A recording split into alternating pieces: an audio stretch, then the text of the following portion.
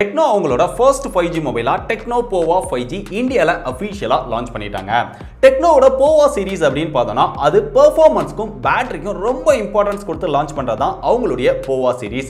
அப்படி இந்த மொபைல்ல என்ன கொடுத்திருக்காங்க அப்படினு பார்த்தோம்னா MediaTek Dimensity 900 அப்படிங்கற ப்ராசஸரை இந்த பிரைஸ் செக்மென்ட்க்கு ஃபர்ஸ்ட் டைமா Tecno வந்து எடுத்துட்டு வந்திருக்காங்க. அது போக இந்த மொபைல்ல 6000 mAh பேட்டரி கெபாசிட்டி கொடுத்திருக்காங்க. அண்டர் 20000 செக்மென்ட்க்கு இத எடுத்துட்டு வராங்க. சோ இதெல்லாம் கொடுத்திருக்கிற இந்த மொபைல் எப்படி இருக்குது? அன்பாக்ஸ் பண்ணி இதோட ஃபர்ஸ்ட் இம்ப்ரஷன் வீடியோக்குள்ள டீடைலா பார்ப்போம்.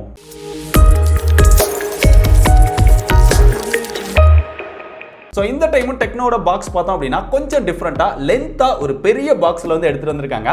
ஃப்ரண்ட்ல மொபைலோட இமேஜ் இல்ல Pova 5G அப்படினு போட்டுருக்காங்க. மான்செஸ்டர் சிட்டி அப்படினு சொல்லி பிராண்டிங் ஒன்னு கொடுத்திருக்காங்க.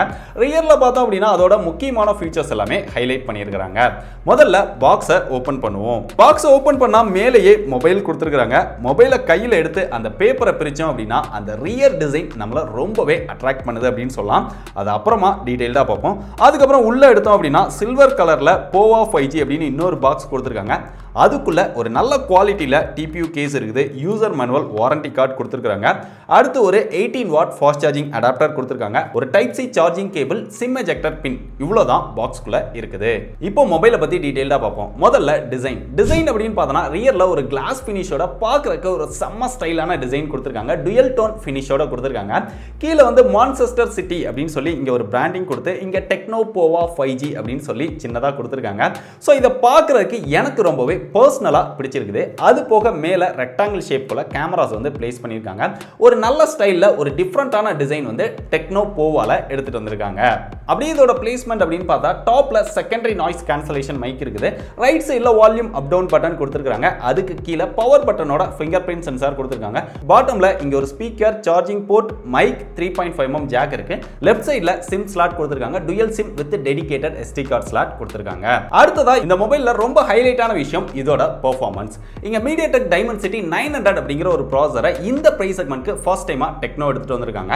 இது ஒரு 6nm ப்ராசஸர். அது போக இங்க LPDDR5X டைப் RAM யூஸ் பண்ணிருக்காங்க. UFS 3.1 சப்போர்ட்டோட வருது.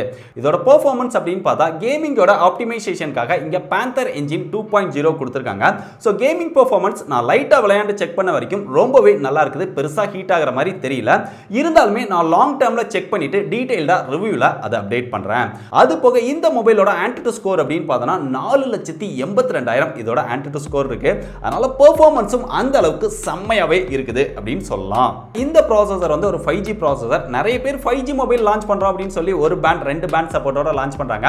சோ அப்படிலாம் இல்லாம இந்த மொபைலுக்கு 11 5G பேண்ட் சப்போர்ட் கொடுத்திருக்காங்க. சோ அதிகமான 5G பேண்ட் சப்போர்ட் கொடுத்திருக்கிறதுனால இந்த மொபைல் அண்டர் 20,000 குள்ள ஒரு பெஸ்ட் 5G மொபைலா இருக்குது. அது போக கண்டினியூஸா கேம் விளையாடணும் அப்படின்னா அதுக்கு பேட்டரி வந்து ரொம்பவே முக்கியம். சோ அதுக்காக இந்த மொபைல்ல 6000 mAh அப்படிங்கிற ஒரு மாசிவான பேட்டரி பேக்கப் கொடுத்திருக்காங்க. அந்த பேட்டரிக்கு சப்போர்ட் பண்ற மாதிரி இங்க 18 வாட் ஃபாஸ்ட் சார்ஜிங் சப்போர்ட் கொடுத்திருக்காங்க. இந்த அடாப்டரை யூஸ் பண்ணி சார்ஜ் பண்ணும்போது 33 மினிட்ல 50% சார்ஜ் பண்ணிட முடியும் அப்படின்னு சொல்லி Tecno வந்து கிளைம் பண்றாங்க. அடுத்து இந்த மொபைலோட கேமராஸ் அப்படின்னு பார்க்கும்போது ரியர்ல ட்ரிபிள் கேமரா செட்டப் கொடுத்திருக்காங்க. அதுல பிரைமரி சென்சாரா 50 மெகாபிக்சல் கொடுத்திருக்காங்க. அடுத்து 2 கேமரா வந்து 3 கேமரா அப்படின்னு கணக்கு காமிக்கிறதுக்காக கொடுத்திருக்காங்க. இங்க செல்ஃபி கேமரா அப்படின்னு பார்க்கும்போது 16 மெகாபிக்சல் செல்ஃபி கேமரா கொடுத்திருக்காங்க. இந்த மொபைல்ல வீடியோ ஆப்ஷன் அப்படின்னு பார்க்கும்போது 4Kல நம்மளால வீடியோ எடுத்துக்க முடியும். அது போக எக்கச்சக்கமான கேமரா ஃபீச்சர்ஸ் எல்லாமே கொடுத்திருக்காங்க. ஏற்கனவே நம்ம நிறைய வீடியோஸ்ல பார்த்திருக்கிறோம். சோ கேமரா ஃபீச்சர்ஸ்க்கு இங்க பஞ்சமே இல்ல. நிறைய எக்கச்சக்கமான ஆப்ஷன்ஸும் கொடுத்திருக்காங்க. சோ ஒரு சில கேமரா சாம்பிள்ஸ் காமிக்கிறேன். எப்படி இருக்குது அப்படிங்கறத பார்த்துட்டு நீங்களே முடிவு பண்ணுங்க.